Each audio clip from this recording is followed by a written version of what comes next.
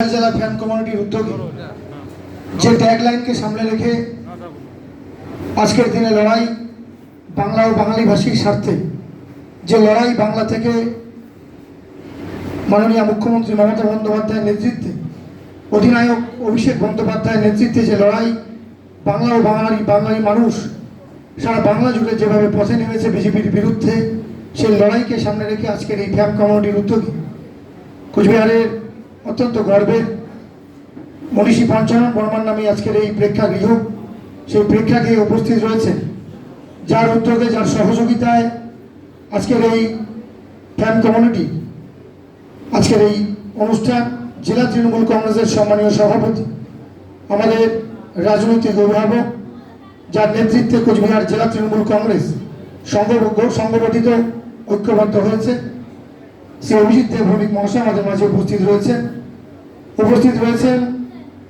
ফ্যানের রাজ্য কমিটির পক্ষ থেকে যারা এসছেন, যারা দীর্ঘ প্রায় 15 দিন 1 মাস পরে থেকে কোচবিহার জেলার বিভিন্ন প্রান্তে আজকের এই অনুষ্ঠান সাফল্যমণ্ডিত করতে বিভিন্ন বিধানসভায় দৌড়ে বেরিয়েছেন, তাদেরকে সম্মান প্রদর্শন করছি। যারা আমার সামনে উপস্থিত রয়েছে ফ্যানের যোদ্ধা, যারা তৃণমূল কংগ্রেসের পক্ষে 2019 সাল হোক, 2021 সাল হোক, বিভিন্ন নির্বাচন সোশ্যাল মিডিয়াকে যারা অত্যন্ত বলিষ্ঠভাবে নেতৃত্ব দিচ্ছেন, তাদেরকে আমি কুর্নিশ জানাই, প্রণাম সালাম জ্ঞাপন করছি।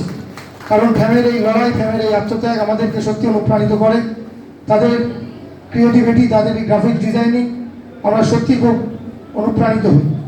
রাজ্য থেকে এসছেন সম্মানীয় শ্রী রিতম প্রামাণিক মহাশয়, শ্রী অরূপ চক্রবর্তী রয়েছেন, কৌশিক চক্রবর্তী আছেন, রিয়াদে মল্লিক, যিনি বিভিন্ন সময় স্লোগানে আজকের এই অনুষ্ঠানকে আরও সাফল্যমণ্ডিত করলেন, তৃষা রয়েছে, কোচবিহারের সবু থেকে শুরু করে রিঙ্কু, আবু ফারুক, সুপ্রিয়া দি আছেন, প্রত্যেককে ধন্যবাদ জ্ঞাপন করছি। এবং বিভিন্ন জেলা থেকে যারা এসছেন তাদেরকেও আমি আরেকবার ধন্যবাদ জ্ঞাপন করছি। এরপর আজকের এই অনুষ্ঠানের মূল বক্তা শ্রী অভিজিৎ দেব ভৌমিক মহাশয়, তিনি সুটকাবাড়ির একটি দলীয় কর্মসূচি করে আমাদের মাঝে উপস্থিত হলেন, তিনি তার মূল্যবান বক্তব্য রাখবেন। আমার সামনে উপস্থিত ছাত্র যুব নেতৃত্বরা রয়েছেন, অনির্বাণ কর, সাজিদ, বিশ্বজিৎ সাহা, অনুপম থেকে শুরু করে সলমান আছে, আরমান থেকে সঞ্জু থেকে শুরু করে সুমনরা আছে, প্রত্যেককে ধন্যবাদ জ্ঞাপন করছি। বর্তমানে যে লড়াই আপনারা প্রত্যেকেই জানেন, বাংলা ও বাঙালিকে যেখানে বিজেপির ডাবল ইঞ্জিন সরকার প্রত্যেকটি জায়গায় বাংলা এবং বাঙালিদের ওপর বিভিন্নভাবে আঘাত আনার চেষ্টা করা হচ্ছে। যারা মাতৃভাষা, যাদের আমাদের বাংলা, যারা আমরা ছোটবেলা থেকে মায়ের কাছ থেকে এই ভাষা শিখেছি, বাংলা ভাষা, কোচবিহার জেলা তথা সারা বাংলার পরিযায়ী শ্রমিকরা যখন বিজেপির ডাবল ইঞ্জিন সরকার যেখানে কাজ করতে যাচ্ছেন, কোথাও গুরুগ্রাম হরিয়ানার, কোথাও দিল্লি, কোথাও মুম্বাই, বিভিন্ন জায়গায় তাদের উপর আঘাত আনার চেষ্টা করা হচ্ছে। বাঙালিকে, বাংলা ভাষায় যারা কথা বলেন তাদেরকে বাংলাদেশি স্টিকার দিয়ে বাজারে তকমা মেরে চেষ্টা করছে। আপনারা জানেন, অল ইন্ডিয়া তৃণমূল কংগ্রেসের পেজে কিছুক্ষণ আগেই আপনারা দেখতে পারবেন, দিল্লি পুলিশ, অমিত শাহের পুলিশ মাতৃভাষা বাংলায় যারা কথা বলেন তাদেরকে বাংলাদেশি বলে দাগাবার চেষ্টা করছে। কোচবিহার শুধু নয়, বাংলায় জননেত্রীর নেতৃত্বে যেভাবে বাঙালি জাগছে, বাংলা জাগছে, বাংলা ভাষাকে রক্ষা করার তাগিদে বাংলার মানুষ, কোচবিহারের মানুষ পথে নেমেছে। কোচবিহার জেলা তৃণমূল কংগ্রেস প্রত্যেক দিন কর্মসূচির মাধ্যমে বাংলা ও বাঙালিকে জাগ্রত করাবার চেষ্টা করছে। আপনারা জানেন, পার্শ্ববর্তী রাজ্য অসম সরকার, অসমের মুখ্যমন্ত্রী হেমন্ত বিশ্ব শর্মা পেছনের দরজা দিয়ে এনআরসি লাগু করবার চেষ্টা করছেন। আমাদের দিনাটার বাসিন্দা রাজবংশী যুবক উত্তম ব্রজবাসী থেকে এনআরসির নোটিশ পাঠানো হচ্ছে।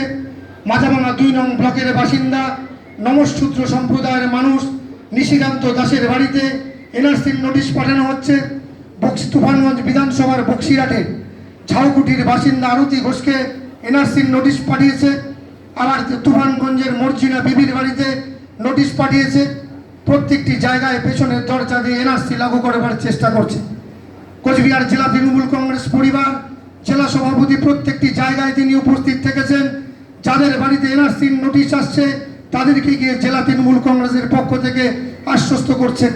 কারণ আমাদের নেত্রী মমতা বন্দ্যোপাধ্যায় 21শে জুলাই শহীদ সমাবেশকে সামনে রেখে তিনি বলেছিলেন, যারা বাংলা ভাষায় কথা বলেন, যারা দীর্ঘ পুরুষ ধরে 50 বছর ধরে, 60 বছর ধরে বংশ পরম্পরায় বাংলায় বাস করছেন, ভারতবর্ষে বাস করছেন, যাদের বৈধ আইডেন্টিটি রয়েছে, পাসপোর্ট, আধার কার্ড, ভোটার আইডেন্টিটি রয়েছে, ড্রাইভিং লাইসেন্স রয়েছে, তারা কেউ আমরা কাগজে দেখাবো না।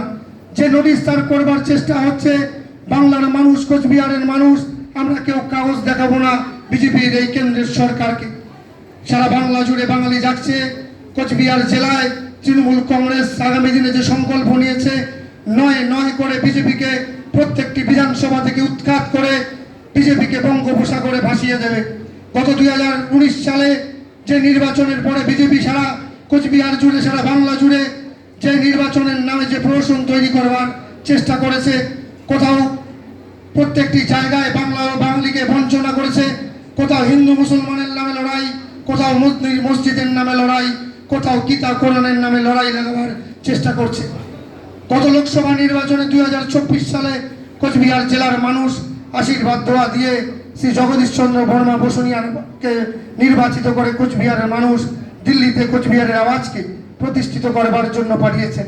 কোচবিহারের মানুষ আগামী বিধানসভা নির্বাচনে নয় নয় করে নেত্রীর হাতকে শক্তিশালী করবে, আমাদের প্রিয় নেতা অভিষেক দার হাতকে শক্তিশালী করবে। বক্তব্য দীর্ঘায়িত করবো না। আপনারা অনেকক্ষণ ধরে এই দুর্যোগকে কাটিয়েও আপনারা অনেকক্ষণ থেকে বসে আছেন। হিপিদার বক্তব্য শুনে আপনারা বাড়ি ফিরবেন।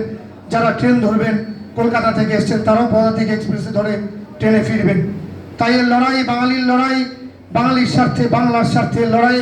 আমরা প্রত্যেকে একসঙ্গে কাঁধে কাঁধ, হাতে হাত মিলিয়ে নেত্রীর নির্দেশকে পাথেয় করে, অভিষেক দার নির্দেশকে পাথেয় করে আমরা আগামী দিনে বিজেপির বিরুদ্ধে লড়াইকে সামনে থেকে আমরা প্রত্যেকে নেতৃত্ব দেব। এই কথা বলে এবং আজকের এই অনুষ্ঠানে আয়োজক ফ্যান যারা নিরলসভাবে, নিঃস্বার্থভাবে দলের জন্য পরিশ্রম করে যাচ্ছেন, তাদেরকে আরও একবার নমস্কার, প্রণাম, সালাম।